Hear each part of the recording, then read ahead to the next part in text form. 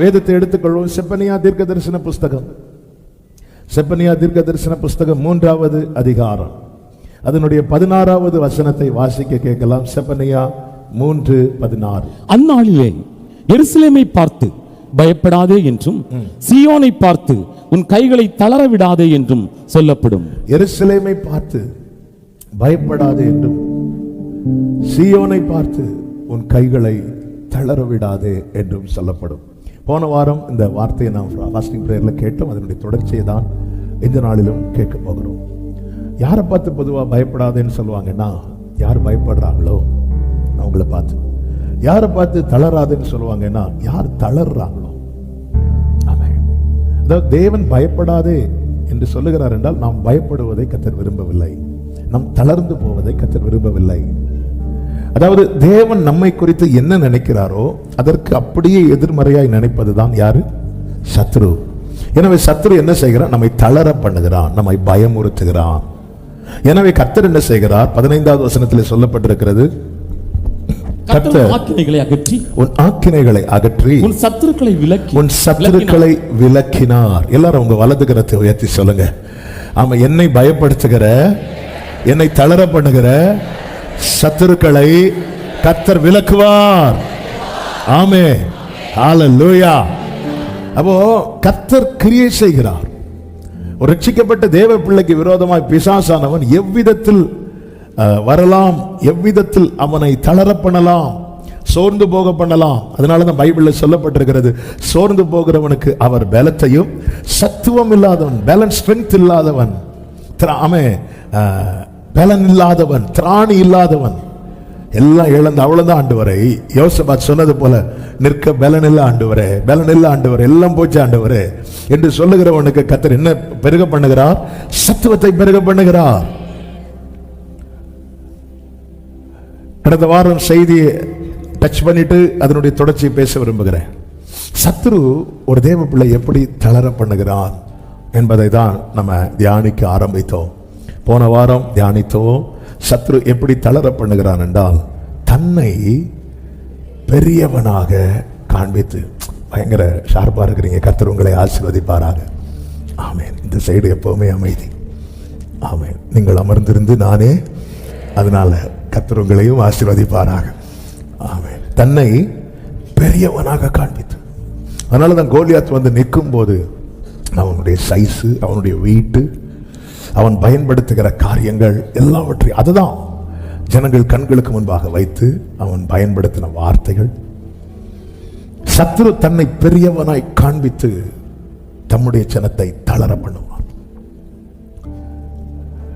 ஆனால் வேதம் நமக்கு அழகாய் காண்பித்து தருகிறது, பெரிய பர்வதமே நீ எம்மாத்திரம் செருபாபேலுக்கு முன்பதாக சமபூமி ஆவாய்.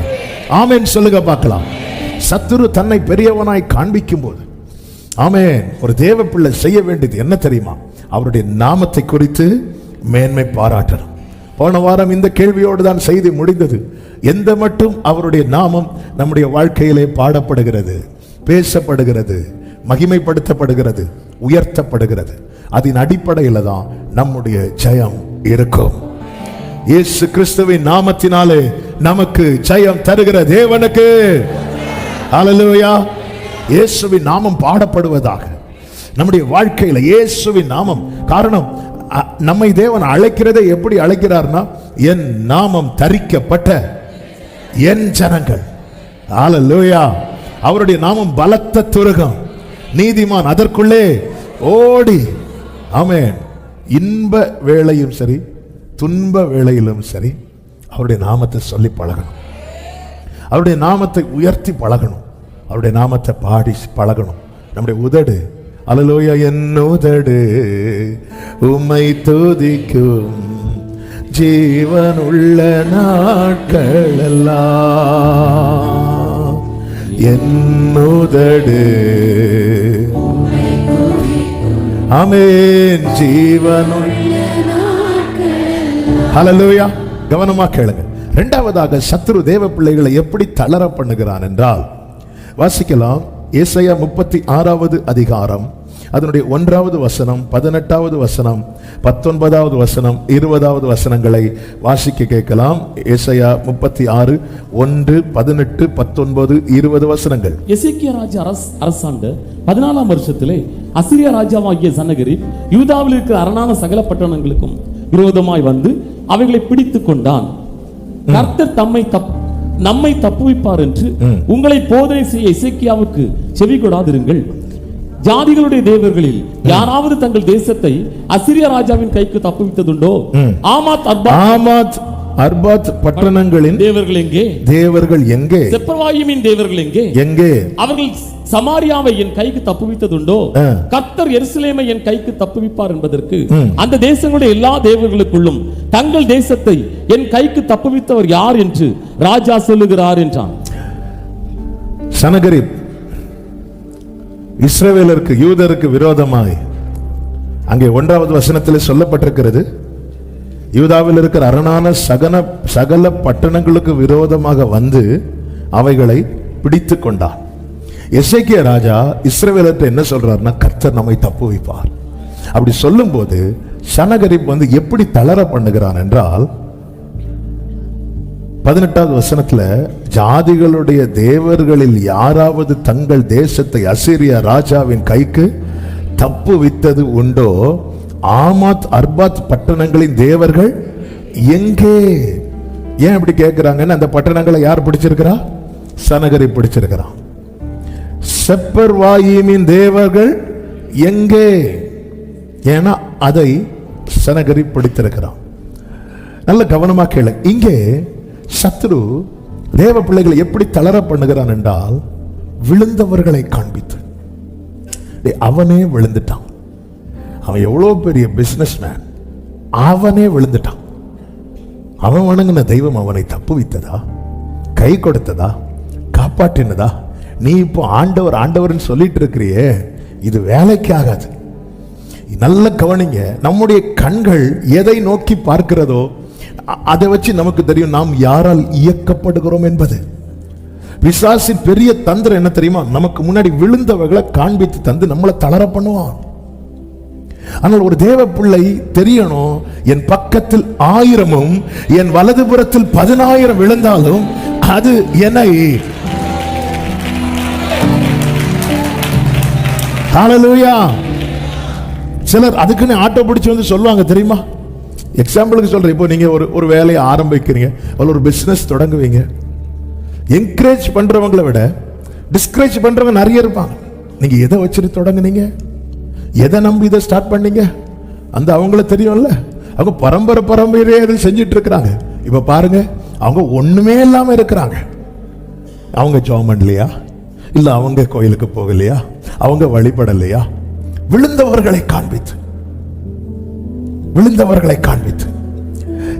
என் மைண்ட்ல என்ன இருக்கிறது?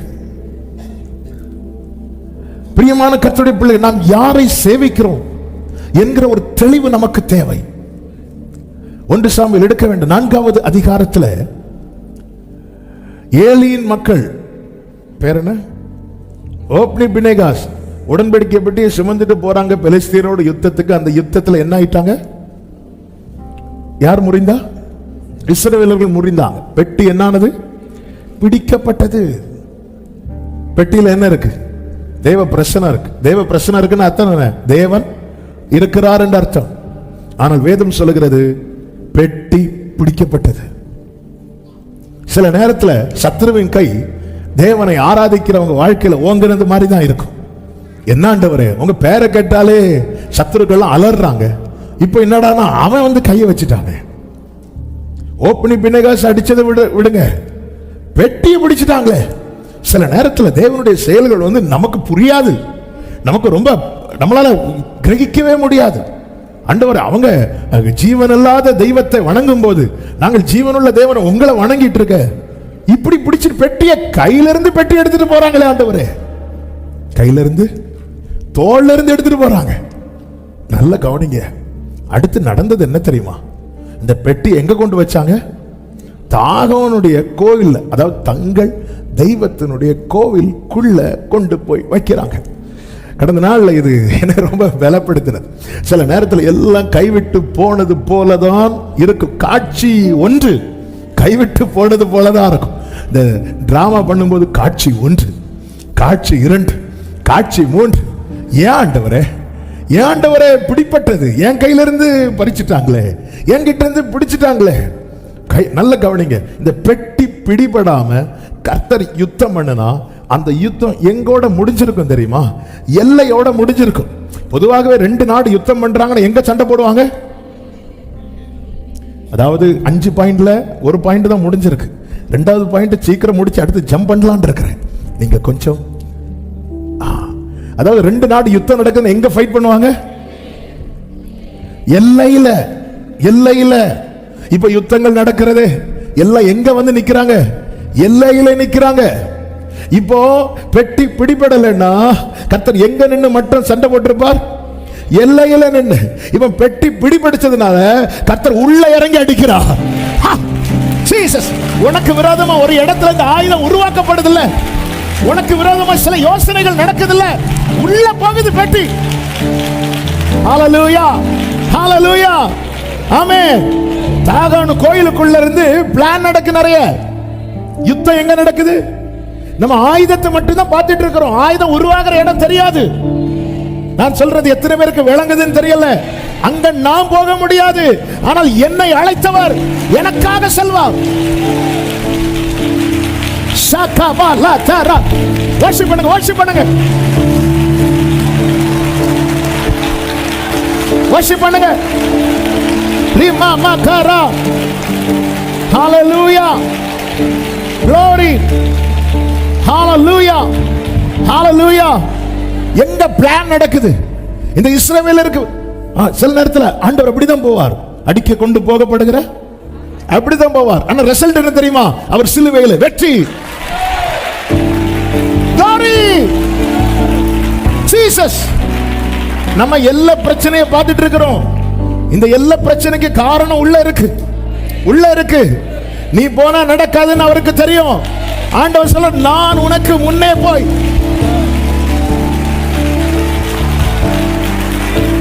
glory, hallelujah,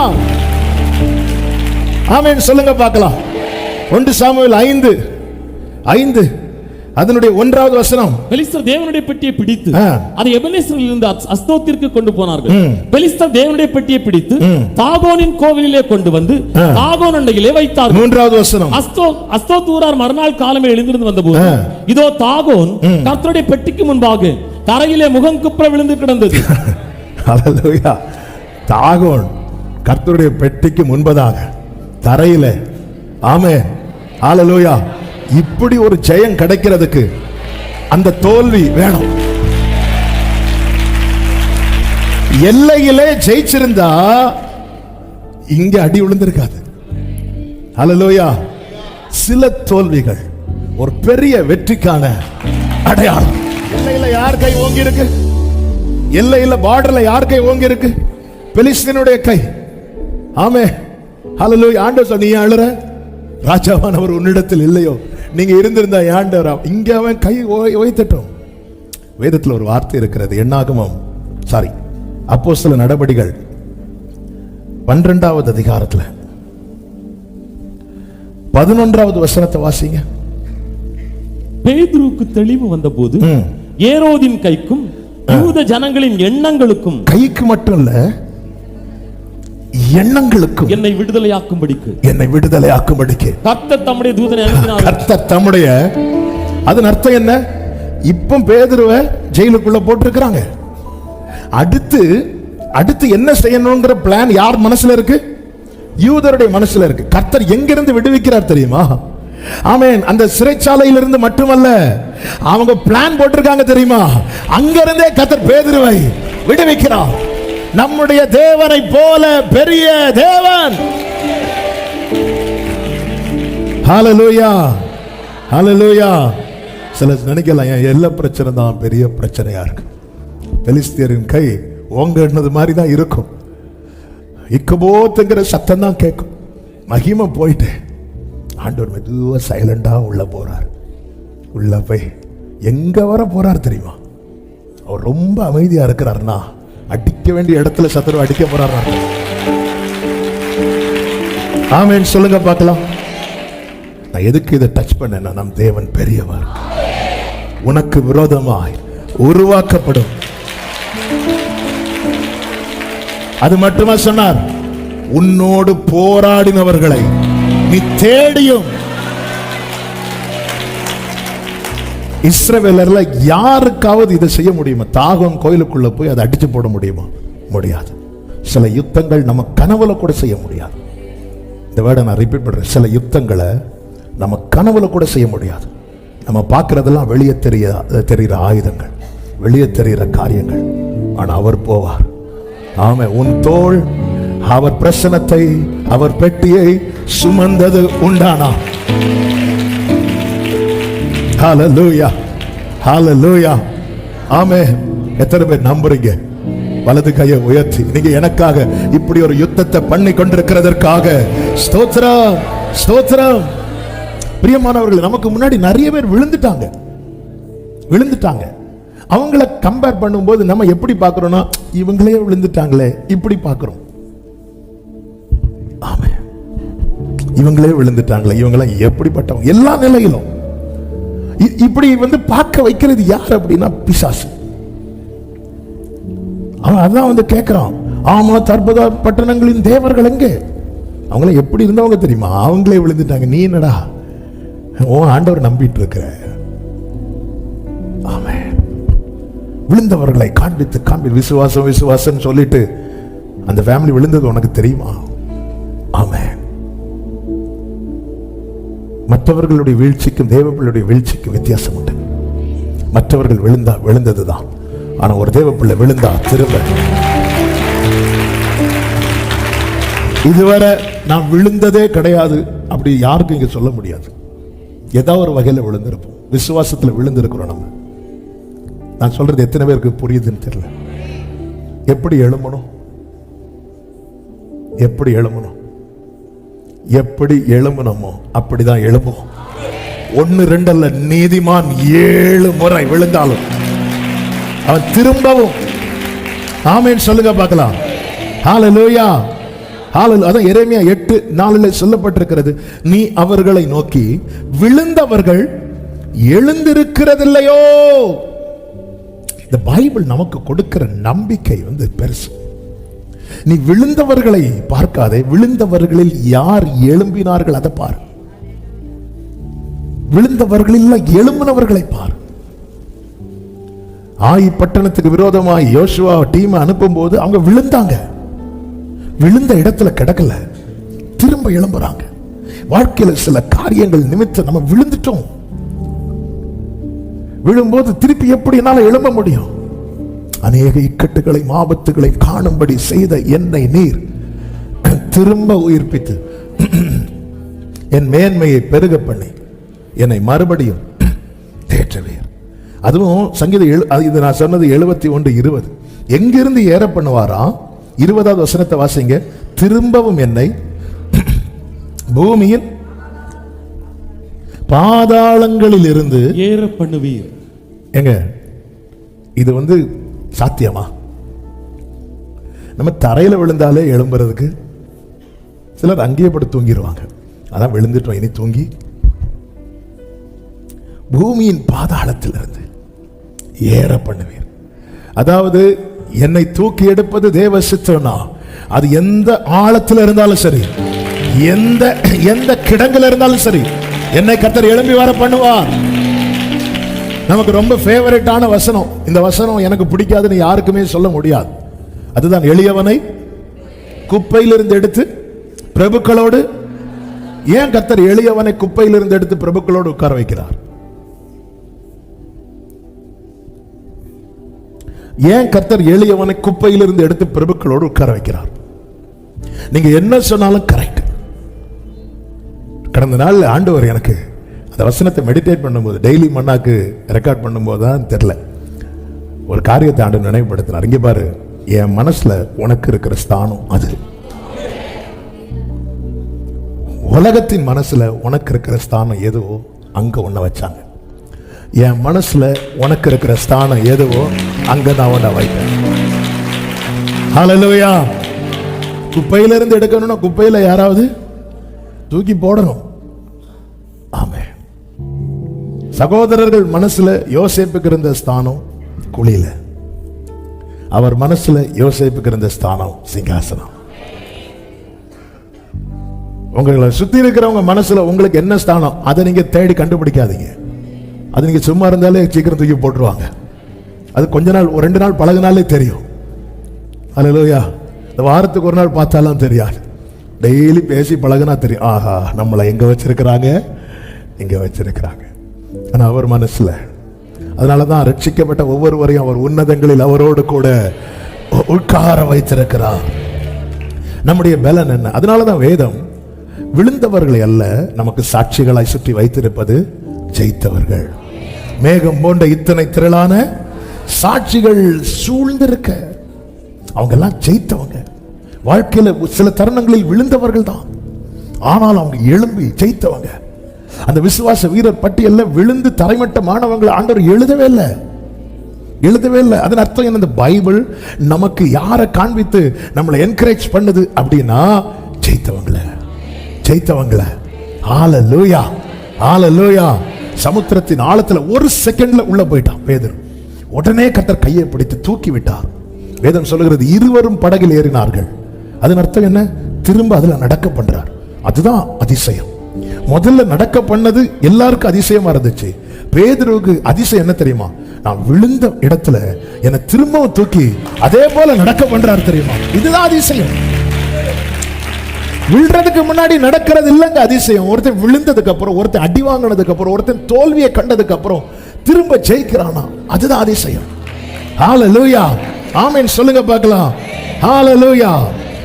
மூன்றாவது ஒரு காரியம், சத்துரு எப்படி நம்மளை தளர பண்ணுவார் என்றால், 1 சாமுவேலின் புஸ்தகம் 17வது அதிகாரம் அதனுடைய 33வது வசனம். அப்பொழுது சவுல் தாவீதை நோக்கி, நீ இந்த பெலிஸ்தனை எதிர்த்து யுத்தம் பண்ண உன்னால் ஆகாது, நீ இளைஞன், அவனோ தன் சிறு வயது முதல் யுத்த வீரன் என்றான். இங்க பாருங்க, நம்முடைய இயலாய்மையை சொல்லி, நம்முடைய இயலாய்மையை சொல்லி, அதாவது எது நம்மால் முடியாதோ அதை சொல்லி, இதெல்லாம் உனக்கு ஆகாது, ஒன்னால ஆகாதுன்னா ஒன்னால முடியாது. ஒரு காரியத்தை நம்ம துவங்கும் போது, செய்யும் போது ஒரு 4 பேர் சுத்தி இருந்து இது கண்டிப்பா நடக்காது நடக்காதுன்னு சொன்னா கொஞ்ச நேரத்தில் நம்ம பிளானை மாற்றுவோம். முடியாது. நம்முடைய இயலாய்மை சத்துருவுக்கு நல்லா தெரியும். அப்ப அடுத்த கேள்வி கேட்கலாம், தெரியுது இல்ல ஆண்டவரே, என் வாழ்க்கையில் அப்படி ஒரு என்னால முடியாத ஒரு நிலையை அவன் அறிந்ததுனால தானே என்னை பார்த்து அப்படி சொல்லுகிறான். ஏன் ஆண்டவர் அதை அனுமதிச்சீங்க? அபிஷேகம் பண்ணப்பட்ட, அதாவது காட்டுல ஆடு மேய்த்து கொண்டிருந்த தாவீதை கூப்பிட்டு வர வச்சு, அவன் மேல எல்லாரும் கண்ணுக்கு முன்னாடி அபிஷேகத்தை வச்சு, அவன் அந்த அழைப்பையும் அபிஷேகத்தையும் நம்பி யுத்த களத்துக்கு போய் நின்னா. இப்போ யுத்த களத்துல வந்தாச்சு, யுத்தத்துக்கு இவனும் ரெடி ஆயிட்டான். ஆனா சவுல் கூப்பிட்டு சொல்றான், உன்னால முடியாது. பிரியமான கர்த்தருடைய பிள்ளைகளே, நம்முடைய இயலாய்மை நமக்கு திரும்ப திரும்ப சொல்லப்படுதுன்னா சத்துரு நம்மளை தளர பண்ணுகிறான் என்று அர்த்தம்.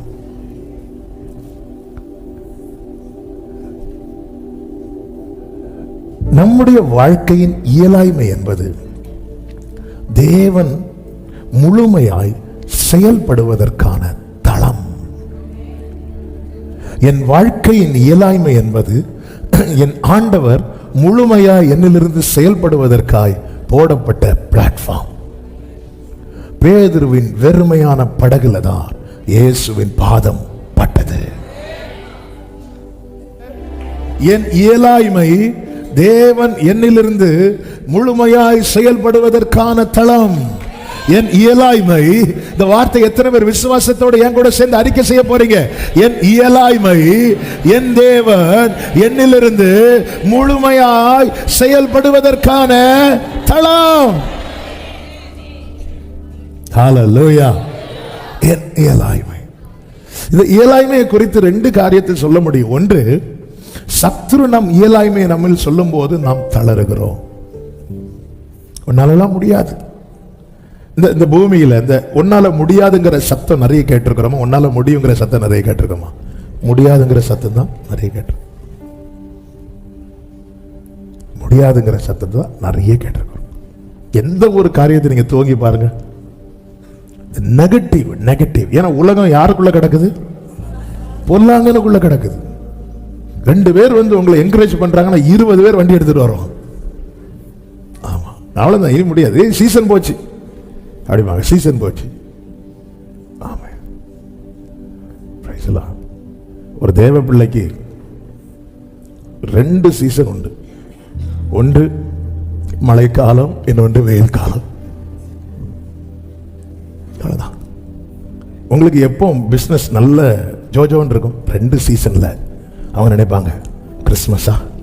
இல்லை, ஒன்று மழை காலத்தில், இன்னொன்று வெயில் காலத்தில்.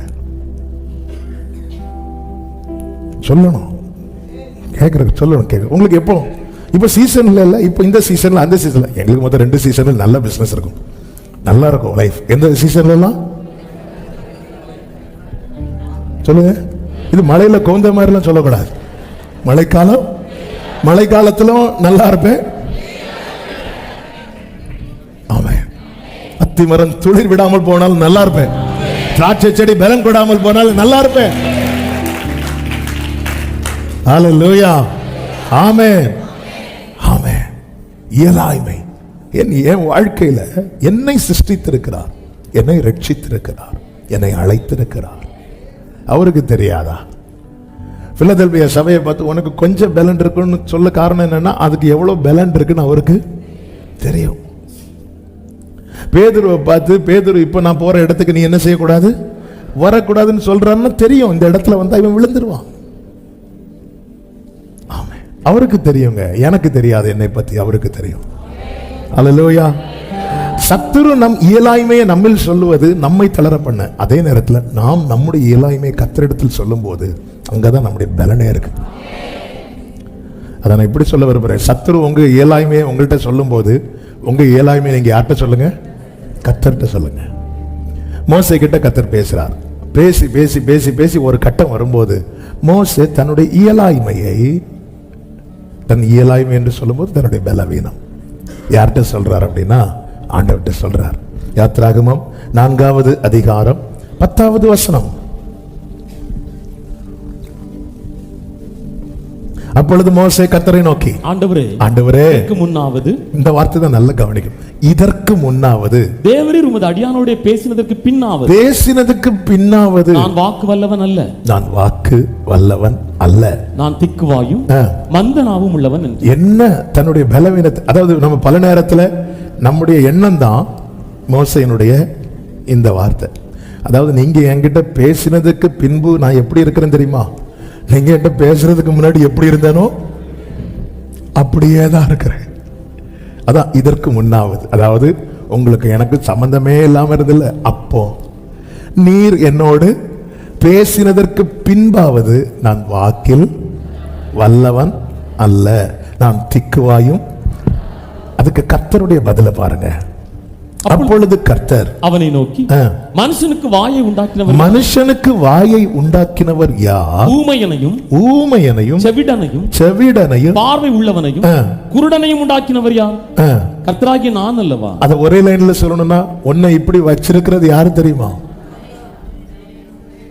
வெறும் நான் இல்ல, கர்த்தராகிய என்னை இப்படி வச்சிருக்கிறதற்காக. ஏன்னா இந்த இயலாய்மை அவர் முழுமையாய் செயல்படுவதற்கான பிளாட்ஃபார்ம். நம்ம நிறைய காரியத்தை அவர் விழுந்து விழுந்து கேட்பார். ஆனா சில காரியத்தை சொல்லும் போது சோதரம்.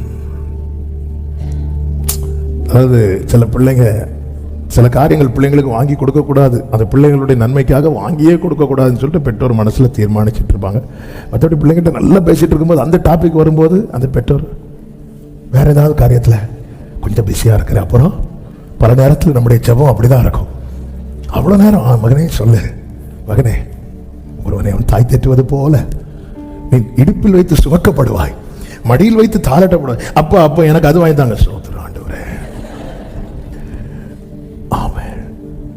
ஆண்டவர் சொல்றாரு, வாயை உண்டாக்கினவர் யார்?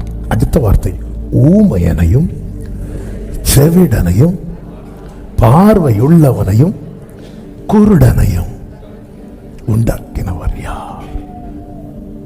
12வது வசனம், ஆதலால் நீ போ. எவரு? உன்னை நான் தான் இப்படி வச்சிருக்கிறேன். ஆதலால் நீ போ. அடுத்த வார்த்தை, நான் உன் வாயோடு இருந்து நீ பேச வேண்டியதை போதிப்பேன். இதை எப்பொழுது சொல்றார் தெரியுமா? அவன் தன் இயலாய்மையை கர்த்தரிடத்தில் சொல்லும்போது. வாயை உண்டாக்கினவர் யார்? மோசே என்ன சொல்றாரு? நான் திக்கு வாயும். ஆண்டவர் சொல்றார், இந்த வாயை உண்டாக்கினது யார்? ஆதலால் நான் தான் உன்னை இப்படி வச்சிருக்கிறேன். நான் தான் உன்னை இப்படி வச்சிருக்கிறேன். ஆண்டவரை, இது தெரியாம நான் யார் யாரெல்லாமோ சொல்லிட்டேனே. என்ன எங்க வீட்டுல எப்படி வச்சிருக்கிறாங்க தெரியுமா? ஆண்டவர் சொல்றார், நான் தான் உன்னை வச்சிருக்கிறேன். ஏன்னா எப்படி எப்படி எப்படி என்ன என்ன என்ன தாழ்த்தி இங்க பாரு, நான் தான் உன்னை அப்படி வச்சிருக்கிறேன். எதற்கு? நான் உன் வாயோடு இருந்து நீ பேச வேண்டியதை உனக்கு என்ன இப்படி வச்சிருக்கிறதுக்காக. சில காரியங்கள் நீங்க பார்த்திருக்கீங்களா? அதாவது நம்ம இன்னைக்கு ஜெபம் பண்ண காரணம் என்ன தெரியுமா? நம்முடைய எல்லா ஜெபத்துக்கும் பதில் வந்ததுனால அல்ல, ஆனா நம்ம ஜெபத்துக்குள்ள பதில் வந்திருக்கு. நான் கேட்ட எல்லா ஜெபத்துக்கும் பதில் வரல, ஆனா நான் கேட்ட பல காரியங்களுக்கு பதில் வந்திருக்குன்னு சொல்றவங்க ஆமென் சொல்லு. நான் ஆரம்பத்துல இருந்து இதுவரை எவ்வளவு ஜெபம் பண்ணேன், ஒரு ஜெபம் கூட கர்த்தர் எனக்கு கேட்கல. அப்படி யாருக்கும் சொல்ல முடியாது. ஆனா சில காரியத்தில் அவர் அமைதியாகிறார். என் இயலாய்மையை அதை வெளிப்படுத்தும் போது அந்த இடத்துல எனக்கு கர்த்தர் தருகிற வார்த்தை, நான் உன் வாயோடு இருக்கு. தாவீதை பாருங்க, தாவீது ஆண்டவர்கிட்ட தன்னுடைய இயலாய்மையை சொல்றார். சங்கீதம் 69:5, தேவனே நீர் என் புத்தியினத்தை அறிந்திருக்கிறீர். ஆண்டவரே, என்னுடைய ஃபூலிஷ்னஸ் உங்களுக்கு தெரியும். ஆண்டவரே, என் புத்தியினம் உங்களுக்கு தெரியும். புத்தியினம் என்ன? ஃபூலிஷ்னஸ் என்ன? செய்யறது அவ்வளோ முட்டாள்தனம். இத யார் யார்கிட்ட சொல்றா? தாவீது ஆண்டவர்கிட்ட சொல்ற. நம்முடைய இயலாய்மை நம்ம சொல்றோம் தெரியுமா, அதுதான் நம்முடைய ஸ்ட்ரெங்த். ஆனா நம்முடைய இயலாய்மையை நம்ம வேற யார்ட்டும் என்ன செய்யக்கூடாது, சொல்லக்கூடாது. நம்மளே சத்துருவுக்கு என்ன செய்யறோம்னு எரை போட்டு கொடுக்கிறோம். கர்த்தர்கிட்ட சொல்லு, கர்த்தருடைய சமூகத்தில் சொல்லு. இதே தாவீதை குறித்து வேதம் சொல்லுகிறது. 1 சாமுவேல் 18:14, தாவீது தன் செய்கைகளில் எல்லாம் புத்திமானாய் நடந்தான். David behaved himself wisely in all his ways. ஒரு ஞானவான் எப்படி பிஹேவ் பண்ணுவானோ, எப்படி செயல்படுவானோ, அப்படி தாவீது நடந்தான். அதுக்கு காரணம் என்ன? கர்த்தர் அவனோட கூட இருந்தார். எனக்கு ஞானம் இல்லை, நான் ஞானவானா நடக்கணும். என்ன செய்யணும்? உங்களில் ஞானத்தில் குறைவுள்ளவன், யாவருக்கும் சம்பூரணமாய் கொடுக்கிறவரும் ஒருவரையும் கடிந்து கொள்ளாதவருமானவரிடத்திலே கேட்க கடவன். என் இயலாய்மையை நான் சொல்லணும். என் இயலாய்மையை சத்துருவை சொல்ல விட்டுட்டு இருக்கிறேன். அவ்வளவுதான்.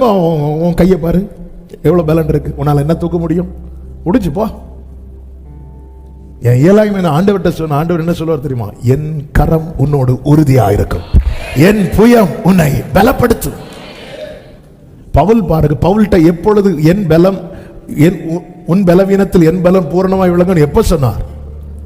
பவுல் தன்னுடைய இயலாய்மையை சொல்லுகிறார். ஆண்டவரே, இது முள்ளு மாதிரி குத்திட்டு இருக்க. ஆண்டவரே, பிரியமான கர்த்தருடையவர்களே, பேசி நம்ம எல்லாத்தையும் சொல்றோம், மற்றவங்கள்ட்ட எல்லாம் சொல்லிட்டு இருக்கிறோம். இது சத்ருவுக்கு நாமே என்ன செய்யறோம்னா எரை போட்டு கொடுக்கிறோம். சத்ருவை வளர விடுறோம். இல்ல, தேவ சமூகத்தில் உட்கார்ந்து இருந்து நெகேமியா அழுறான். ஆண்டவரே, இப்படி ஆயிட்டே, எல்லாம் இடிப்பட்டு போச்சே, அலங்க இடிக்கப்பட்டு போச்சே, எல்லாம் போச்சே. ஆண்டவரே, நாங்க பாவம் பண்ணிட்டோம்ப்பா, தப்பு பண்ணிட்டோம்ப்பா சொல்லி கதறி எங்களுக்கு காரியத்தை கை கூடி வர பண்ணும் எல்லாம் சொல்றான். ஆனா சன்பலாத்தும் தோபியா வந்த போது அவங்க கிட்ட எங்களுக்கு ஏன் இப்படி ஆச்சு தெரியுமா, அது அப்படி ஆச்சு, இவங்க எப்படி பண்ணாங்க, அவங்க ஒண்ணுமே சொல்லல. தைரியமா சொல்றாங்க, பரலோகத்தின் தேவனானவர் எங்களுக்கு காரியத்தை கை கூடி வர பண்ணுவார். ஆமென். நம்முடைய இயலாய்மை தேவன் செயல்படுவதற்கான தளம். ஆனால் அதை சரியா பயன்படுத்தி ஜெயத்தை காண முடியும். நான் உன் வாயோடு இருந்து. உடனே மோசே ஒரு ஆப்ஷன் வைக்கிறான். அதாவது இயலாய்மையில தான் ஆப்ஷன் வைப்போம். இஸ்மவேல் உமக்கு முன்பாய் பிழைப்பானாக என்று ஆபிரகாம் ஒரு ஆப்ஷனை வைக்க ரீசன் என்னன்னா தன்னுடைய இயலாய்மை. ஆண்டவரை 100 வயசாச்சு, எனக்கு அவளுக்கு 90 வயசு ஆச்சு. இஸ்மவேல் இந்த ஆண்டவருக்கு முன்னதாக தேவன் நம்மளை வச்சு ஒரு காரியத்தை செய்ய பிளான் பண்ணி இருக்கும் போது நாம இன்னொரு காரியத்தை அவருக்கு முன்னாக வைக்கிறத தேவனால ஏற்றுக்கொள்ளவே முடியாது. ஆண்டவரே வேற யாரையாவது அனுப்புன்னு சொன்னது ஆண்டவருக்கு அவ்வளவு கோபம் வருது. மாம்சத்துக்கு இடம் கொடுக்க யாரை வேணாலும் அவன் கையில் எடுத்து அந்த வார்த்தையை, அதாவது சாத்தானுடைய நோக்கம் என்ன? தேவனை தூஷிக்கணும். யோபுவின் மனைவி விரக்தியில பேசுறாங்க. என்ன பேசியிருக்கலாம்? வாங்க நம்ம செத்துடலாம், இப்படி ஏதாவது பேசியிருக்கணும். ஆனா கரெக்ட் அதே வேட நீர் தேவனை தூஷித்து. இதுதான் யாருடைய பிளான்? ஏன் எனக்கு என்னை கர்த்தராகிய நானல்லவோ என்னை ஆண்டவரை இப்படி வச்சிருக்கிறீங்க, நான் இப்படி ஒன்ன வச்சிருக்கிறதுனால தான் நீ எனக்கு பிரயோஜனம் உள்ள பாத்திரமாய் மாறுவாய். அதாவது சத்துரு எதை சொல்லி தளர பண்றானோ அதுலதான் நமக்கான நன்மையே இருக்கிறது. அதனாலதான் ஆண்டவர் சீயோனை பார்த்து நீ சொல்லு, பயப்படாத, தளர்ந்துராத, உன்னை தளர பண்ணுகிற சத்துருவை அவர் விலக்குவார். ஆமென் சொல்லுங்க பார்க்கலாம். பேதுரு பாருங்க, தன்னுடைய இயலாமையே சொல்றான். என்ன சொல்றான்? ஐயரே, ராம் முழுவதும் பிரயாசப்பட்டு, அதாவது ஏன் பிரயாசத்தினால ஒண்ணுமே கிடையாது, அவ்வளவுதான். மீதி அவர் பார்த்துட்டார். ஏன் பிரயாசத்தினால. ஹல்லேலூயா. இனி ஒண்ணுமே என்னால் ஒன்றும், அதாவது இந்த வார்த்தை நல்லா கவனிக்கணும். இது சோம்பேறிகளுக்கான வார்த்தை கிடையாது. இது எதுவுமே நைட்டு ஃபுல்லா தூங்கிட்டு ஆண்டவரே ரா முழுவதும் பிரயாசப்பட்டோம் நல்ல கனவு அப்படி கிடையாது. இவன் முயற்சிக்கிறான், விடிய விடிய முயற்சி. அதாவது ரா முழுவதும் பிரயாசப்பட்டுட்டு வந்து நின்று விரக்தியில போட்டை போட்டுட்டு போகாம வலையை அலசிட்டு இருக்கிறான். தன் வேலையில் ஜாக்கிரதையா இருக்கிறவன் ராஜாக்களுக்கு முன்பாக நிற்பான். நைட்டு ஃபுல்லா ஒண்ணுமே இல்லை, காலையில பார்த்தா வலையை என்ன பண்ணிட்டு இருக்கிறான்? அலசிட்டு இருக்கிறான். என்ன கிடைச்சு பேதுருவே? அப்ப அந்த வலையை பிடிச்சு அலசிட்டு இருக்கிற. பிரயாசப்பட்டு ஒண்ணு இல்லை, அதே படகுல, அந்த படகுல. ஹல்லேலூயா. இன்னொருத்த வந்து சொல்றதுக்கு நான் இடம் கொடுக்க கூடாது. பேதுரு இது சொல்லாம போட்டை போட்டுட்டு போயிட்டான்னு வைங்களேன், வீட்டுல சொல்லிட்டு இருப்பாங்க, எதுக்கு போய், ஏன் போய்? நம்முடைய வாழ்க்கையில் சில பகுதி இயலாய்மை, சில பகுதியில் எனக்கு தெரியும், என்னால் எது முடியாதுன்னு எனக்கு தெரியும். உங்களுக்கு தெரியணும் உங்களால எது முடியாது. ஆமென். உங்களுக்கு தெரியுதா? தெரியுமா இது என்னால முடியுமா முடியாதா? உடனே நான் என்ன பண்ண தெரியுமா? என்கிட்ட பேசிட்டு இருக்கிறார்ல, அவர்கிட்ட நான் கொட்டணும், அதை கொட்டணும். ஏன்னா நாளைக்கு நான் யாரை எதிர்க்க போகிறேன்? பார்வோனை எதிர்க்க போகிறேன், பார்வோனின் வல்லமையை எதிர்க்க போகிறேன். அந்த இடத்துல நான் போய் நிற்கும் போது நல்ல கவனிங்க, மோசே போய் நிற்கிறான்ல, ஒரு நாளாவது இந்த பார்வோன் மோசையை பார்த்து ஏ திக்குவாயினு கூப்பிட்டானா? இல்ல. ஏன்? அந்த இயலாய்மையில யார் இருக்கிறா தெரியுமா? கர்த்தர் இருக்கிறார். ஹல்லேலூயா, ஹல்லேலூயா. ஆமென். இந்த மோசே, தாவீது புத்திமானாய் நடக்கிறதை யார் கண்டானா? சவுல் கண்டானா? சவுலுக்கு முன்னாடி ஒரு நாளாவது ஒரு ஃபூலிஷான ஒரு காரியத்தை தாவீது செய்ய வச்சார் ஆண்டவர்? இல்ல. ஏன்? அவன் இயலாய்மை. அவன் அவர்கிட்ட சொல்ற, ஆண்டவரே என் புத்தினா உங்களுக்கு தெரியும், நான் எவ்வளவு மடத்தனமா செய்வேன்னு உங்களுக்கு. இப்படி எல்லாம் நம்ம ஜெபம் பண்ணி இருக்கிறோமா? நம்ம ஜெபம் என்ன, அந்த லார்ட்ஸ் பிரேயரை காணாம படிச்சு பரலத்தில் இருக்கிற எங்கள் பிதாவே உம்முடைய நாமம், அதுல மெதுவா சொல்லிட்டு எங்களுக்கு வேண்டிய ஆகாரத்தை எங்களுக்கு அதை அழுத்தி நீளமா சொல்லி, ஆண்டவரே என் மடத்தனம் உங்களுக்கு தெரியும்பா, என் புத்தி. இன்னொரு சங்கீதத்தில் சொல்லுவார் பாருங்க, ஆண்டவர் அக்கிரம விஷயங்கள் என்னில் மிஞ்சி வல்லமை கொள்ளது. சில காரியங்களை நான் செய்யவே கூடாதுன்னு நினைச்சாலும் அது என்னில் மிஞ்சி வல்லமை கொள்ளது. அது என்ன செய்ய வைக்குது? இப்படி எல்லாம் தாவீது ஓப்பனா பேசி பேசி தான் விடுவிக்கப்பட்டான். இதுதான் உண்மை. நம்ம சொல்றோம், ஆண்டவர் இந்த காரியம் என்னில் மிஞ்சி என்னை பிடிக்குது, என்னை இது செய்ய வைக்குது. பைபிள் அதுதாங்க நமக்கு காண்பித்து தருகிறது. அதுதான் விழுந்தவன் எழுந்திருக்கிறது இல்லையோ. நம்ம என்ன நினைக்கிறோம், அவ்வளவுதான், இது முடியாது, இந்த காரியத்தில் விடவே முடியாது. கடந்த சில வாரத்துக்கு முன்னாடி ஒரு தம்பி ஃபோன் பண்ணி இப்படி என்னால் குடிய விடவே முடியலை. அப்படி இல்லை தம்பி, அது விடணும்னு நினைச்சா என்ன பண்ணலாம், விடலாம். நான் நினைக்க மாட்டேங்கிறேனே, நான் வைக்கட்டா தம்பி, நான் நினைக்க மாட்டேங்கிறேனே. சரி தம்பி, நான் உனக்காக ஜெபம் பண்றேன். அப்போ அவன் சொல்றான், தயவு செய்து எனக்காக. அவர் வேற ஏதாவது சொல்லி தந்துட போறாரு என்னை பத்தி. ஆமென். என் காரியத்தை நான் ஆண்டவர்கிட்ட சொல்லிட்டே இருக்கணும். சொல்ல சொல்ல சொல்ல சொல்ல அதுல இருந்து மேற்கொள்ளுகிற கிருபையை தந்து என்னை எழும்ப பண்ணும். ஆண்டவர் என்னோடு இருப்பதா நான் எழும்புவேன். ஆமென். இன்னொரு காரியத்தை சொல்லி நான் செபிக்க விரும்புகிறேன். சத்துரு அடுத்து எப்படி தளர பண்ணுவோம் தெரியுமா? நம்முடைய பாஸ்ட், நம்முடைய கடந்த கால செயலை சொல்லி அல்லது காண்பித்து, உன்னை பத்தி எனக்கு தெரியாதா, நீ இப்படி இருந்தவன் தானே. அதாவது ஒருத்தங்க கிட்ட அநேகர் இதுல ரொம்ப தளர்ந்து போயிருவாங்க. சிலர் அந்த ரட்சிக்கப்பட்ட, அதாவது இயேசுவின் அன்பை ருசித்த, ஃப்ரெஷ்ஷா ருசித்த ஆரம்பத்துல போய் ஒருத்தங்க கிட்ட போய் அன்பை சொல்லும் போது பண்ணதெல்லாம் பண்ணிட்டு இப்ப வந்துட்டான் மோசையா, அவ்வளவுதான், உடனே அடுத்த தீமா இன்னும் யார்கிட்டையும் ஆண்டவரை பத்தி சொல்ல மாட்டேன். இப்படிதான் பிரதான ஆசாரியனாகிய யோசுவா கர்த்தருக்கு முன்பாக நிற்கும் போது அவனுக்கு விரோதம் செய்ய சாத்தான் அவனது வலது பாரிசத்திலே வந்து நிற்கிறான். நம்முடைய நீ இப்படி பண்ணவன் தானே, நீ இப்படி பார்த்தவன் தானே, நீ இப்படி சுத்தினவன் தானே, நீ இப்படி செஞ்சவன் தானே. எந்த இடத்துல சத்துரு நம்முடைய செயலை சொல்லி தளர பண்ணுகிறானோ அந்த இடத்துல ஒரு தேவ பிள்ளை அவருடைய செயலை சொல்லி ஜெயிக்கணும். உண்மைதான், நான் அப்படி இருந்தது உண்மைதான், அப்படி நடந்தது உண்மைதான். அக்கினிக்குட்பட்டிருந்த என்னை அக்கினி நின்று அவர் தப்புவித்து இதோ அவருடைய சமூகத்திலே ஆசாரியனா ராஜாவாய் நிற்க வைத்த அவருடைய இரக்கத்துக்கு, அவருடைய கிருபைகளுக்கு ஹல்லேலூயா. சத்துரு விரோதம் செய்ய நிற்கும் போது கர்த்தர் சாத்தானை கடிந்து கொண்டு என்ன சொன்னார் தெரியுமா? அவன் அக்கினி நின்று, அதன் அர்த்தம் என்ன? அவருடைய செயலை சொல்லுகிறார், அவர் செயலை சொல்லுகிறார், அவருடைய செயலங்கள் சொல்லப்படுகிறது. உண்மைதாங்க, நீங்க சொன்னதெல்லாம் உண்மைதான். அப்படிப்பட்ட என் வாழ்க்கையில கர்த்தர் செய்தது என்ன தெரியுமா? போன வாரத்துல ஃபாஸ்டிங் பிரேயர்ல சண்டே சொன்னதை ரிப்பீட் பண்றேன். என் வாழ்க்கைக்கு கிடைக்க வேண்டிய தண்டனையை அவர் ஏற்றுக்கொண்டு அவர் வாழ்ந்த வாழ்க்கைக்கு கிடைக்க வேண்டிய நீதியை எனக்கு தந்தது அவருடைய கிருபை. ஹல்லேலூயா. ஆமென், ஆமென். பிரியமான கர்த்தருடைய நம்முடைய பாஸ்ட், எது பாஸ்ட்? பாஸ்ட்னா என்ன?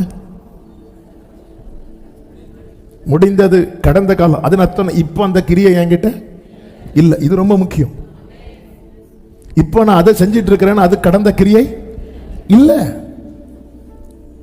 இப்ப பிரசண்டா இருக்கு. பிரசண்டா இருக்கிறத அவன் சொல்ல மாட்டான், அவன் அமைதியா இருப்பான். ஏன்னா நம்ம என்ன பண்ணிட்டு இருக்கிறோம்? செஞ்சிட்டு இருக்கிறோம். பாஸ்ட் சொல்றானா நம்ம கிட்ட என்ன இல்லது செய்யல, நம்மளை செய்ய வைக்கிறதுக்காக சொல்றான்.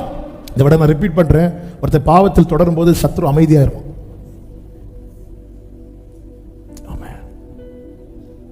பாவத்தை விடும்போது அந்த பாவத்தை குறித்த நினைவை திரும்ப திரும்ப கொண்டுட்டு வரும், செய்ய வைக்க தூண்டிட்டே இருப்பான். அது பாஸ்ட். கடந்ததை நினைத்து நடந்ததை கர்த்தர் புதியன இன்று. பிரதான ஆசாரியன் யோசுவா வாழ்க்கையில நடந்தது போல உங்க வாழ்க்கையில நடக்குதுன்னு புரிஞ்சுக்கோங்க. இந்த பாவம் என்னுடைய கடந்த காலம் தான், இது என்னை விட்டு அகற்றிப்பட விட்டது. சத்துரு என்ன செய்யறானா? கொண்டு வரான். ஏய், இப்படி பாத்தியா, இந்த அழுக்கு வஸ்திரம் இருக்கு பாத்தியா, அது இருக்கு பாத்தியா, இது இருக்கு பாத்தியா. ஆண்டவர் சொல்றாரு, இவன் அக்கினி நின்று, அக்கினி நின்று நான் இவனை தப்பிச்சிட்டேன். இந்த அழுக்கு வஸ்திரத்தை மாத்துறது எனக்கு ஒரு மேட்டரே கிடையாது. அப்படி சொல்லிட்டு சொல்றாரு, சுத்தமான பாகை. அந்த சகரியா 3வது அதிகாரம் 3வது வசனத்தை வாசிங்க. யோசுவாவினில் அழுக்கு வஸ்திரம் தரித்தவனாய் தூதனுக்கு முன்பாய் நின்றிருந்தான். 4வது வசனம், அவர் தமக்கு முன், இவன் மேல் இருக்கிற அழுக்கு வஸ்திரங்களை களைந்து போடுங்கள் என்றார். எங்க அக்கினி நின்று தப்பு வைக்கிறது பெரிய விஷயமா, அழுக்கு வஸ்திரத்தை மாத்தி புது ட்ரெஸ் போடுறது பெரிய விஷயமா?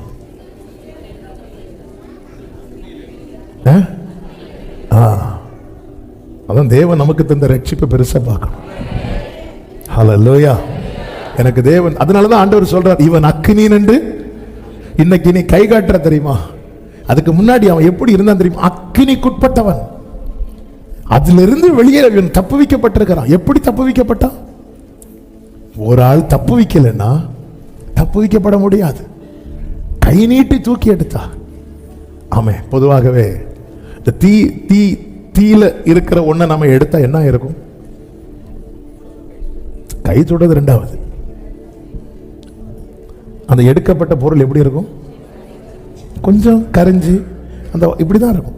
அவன் அக்கினி, அவன் இருந்த பொசிஷன் அப்படி, அவன் இருந்த நிலை அப்படி. நான் தூக்கி எடுத்தேன், அவனை தூக்கி எடுத்து அப்படி விட மாட்டேன். அவனை நான் சுத்திகரிப்பேன், அவனை நான் வெண்மையாக்குவேன். ஹல்லேலூயா. இவன் மேல் இருக்கிற அழுக்கு வஸ்திரங்களை களைந்து போடுங்கள் என்றார். பின்பு அவனை நோக்கி, பார், நான் உன் அக்கிரமத்தை உன்னிலிருந்து நீங்க செய்து உனக்கு சிறந்த வஸ்திரங்களை தரிப்பித்தேன். அடுத்த வசனம், அவன் சிரசின் மேல் சுத்தமான பாகையை வைப்பார்கள். அப்பொழுது சுத்தமான பாகையை அவன் சிரசின் மேல் வைத்து அவனுக்கு வஸ்திரங்களை தரிப்பித்தார்கள். கர்த்தருடைய தூதன் அங்கே நின்றார். அப்ப இதுவரைக்கும் யோசுவா எங்க நிக்கிறான்? கர்த்தருடைய சமூகத்துல. சொல்றவங்க 1000 சொல்லட்டும், நீங்க அவருடைய சமூகத்துல தரித்து நிற்பீர்களானால் உன்னோடு போராடுகிற, வழக்காட வந்த, குற்றம் சாட்ட வந்த சத்துரு அங்கே இருக்க மாட்டான். கர்த்தர் அங்கே வந்து நிற்பார். ஆமென் சொல்லுங்க பார்க்கலாம். இங்கே நான் ஜெபிக்க விரும்புகிறேன். கர்த்தருக்கு சித்தமானால் நம்ம இதனுடைய தொடர்ச்சியை அடுத்த வாரம் கேட்கலாம். பிரியமான கர்த்தருடைய பிள்ளைகளை, ஒன்றை மட்டும் நன்றாய் புரிந்து கொள்ளுங்கள். நம்முடைய கடந்த கால வாழ்க்கை, நம்முடைய இயலாய்மை, நம் முன்னாக விழுந்தவர்கள், தன்னை பெரியவனாய் இப்படி எல்லாம், இது நம்ம அனுதினமும் நம்முடைய வாழ்க்கையில சந்திக்கிற சவால்கள். ஹல்லேலூயா. சில பாருங்க, நல்ல நமக்கு ஃபீவரா இருக்கும், அல்லது 2 நாள்ல மாறக்கூடிய தலைவலி ஒரு 2 வாரம் தொடர்ந்துட்டு இருக்கும். சிலர் வந்து சொல்லுவாங்க, இப்படிதான் இந்த சிஸ்டருக்கு வந்துச்சு, 3வது வாரமே ஆள் அவுட். இப்படி சொல்லிட்டு போறவங்களும் நமக்கு இருக்கிற மொத்த நம்பிக்கையும் போயிடும். இப்படி விழுந்தவர்களை காண்பித்து தருவார்கள். ஒரு தேவ பிள்ளைக்கு தெரியணும், என்ன தெரியணும் தெரியுமா? எனக்கான ஓட்டம் முடியும் வரைக்கும் கர்த்தர் என்னை கைவிடவே மாட்டான், கர்த்தர் என்னை விட்டு கொடுக்கவே மாட்டான். ஆமென் சொல்லுங்க. அப்படியே முழங்கார் படியிட முடிந்தால் முழங்கார் படியிட்டு. பரிசுத்த பிதாவை, நல்ல தகப்பனை நன்றியோடு துதிக்கிறோம். இதனால் காலை வேளையில உங்க சமூகத்தில் எங்களை கொண்டு வந்து பாட, துதிக்க, ஆராதிக்க, ஜெபிக்க வைத்த தயவுக்காக நன்றி. எங்களோடு பேசினீர். எங்க இயலாய்மையை சத்துரு சொல்லி தளர பண்ணும் போது அந்த இயலாய்மையில் நீர் செயல்பட்டு எங்களை மகிழ பண்ணுகிற தேவன். எங்கள் குறையை, எங்கள் செயலை சத்துரு சொல்லி எங்களை கலங்க பண்ணும் போது உம்முடைய செயலை வெளிப்படுத்தி எங்களை ஆச்சரியப்படுத்துகிற நல்ல தேவன். எங்கள் முன் விழுந்தவர்களை சத்துரு சொல்லி தளர பண்ணும்போது உம்மால் விழுந்தவர்கள் எழுப்பப்பட்டதை நீர் காண்பித்து எங்களை பலப்படுத்துகிற கிருபைகளுக்காய் நன்றி. அப்பா, இந்த சத்துருக்களை நீர் விலக்கிவிட்டீர், ஆக்கினை அகற்றிவிட்டீர். உமக்கு ஸ்தோத்திரம். ஒவ்வொருவரையும் பலப்படுத்தும், சமாதானத்தோடு அனுப்பும், சாட்சியாய் கொண்டு வரும். எல்லா மகிமை, கனம், துதி, ஸ்தோத்திரங்கள் ஒருவருக்கே செலுத்துகிறோம். இரட்சகர் இயேசு கிறிஸ்துவின் நாமத்தில் பிதாவே, ஆமென். சேர்ந்து சொல்லுவோம், என் ஆத்துமாவே கர்த்தரை ஸ்தோத்திரி, என் ஆத்துமாவே கர்த்தரை ஸ்தோத்திரி, கர்த்தர் செய்த சகல உபகாரங்களை மறவாதே. ஆமென். நம்முடைய கர்த்தராகிய இயேசு கிறிஸ்துவின் கிருபையும், பிதாவாகிய தேவனுடைய அன்பும், பரிசுத்த ஆவியானவருடைய ஐக்கியமும் சிநேகமும் பாதுகாவலும் நம் அனைவரோடும் எல்லா